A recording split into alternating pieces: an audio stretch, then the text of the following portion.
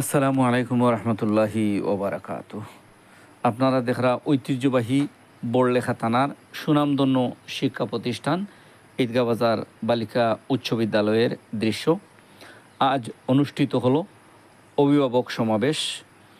অভিভাবক সমাবেশে উপস্থিত ছিলেন হেড অফ কমিটির সভাপতি এবং স্কুলের শিক্ষকবৃন্দ, অভিভাবক সদস্যবৃন্দ সবাই উপস্থিত থেকে এই অভিভাবক সমাবেশে সবার মুখে একটাই সুর ছিল, শিক্ষার মান উন্নতির জন্য যা করা দরকার শিক্ষকবৃন্দ এবং অভিভাবক সদস্যবৃন্দ মিলে যেটুকু করা লাগে সেই কাজ করে শিক্ষার মান উন্নতির জন্য সামনে দিয়ে এগিয়ে নিয়ে যাবে। এই দৃশ্যটা আপনাদেরকে দেখাইলাম। যে যেখান থেকে আমার এই ভিডিও দেখবা লাইক কমেন্ট শেয়ার করবা, অন্যরে দেখার সুযোগ করে দিবা।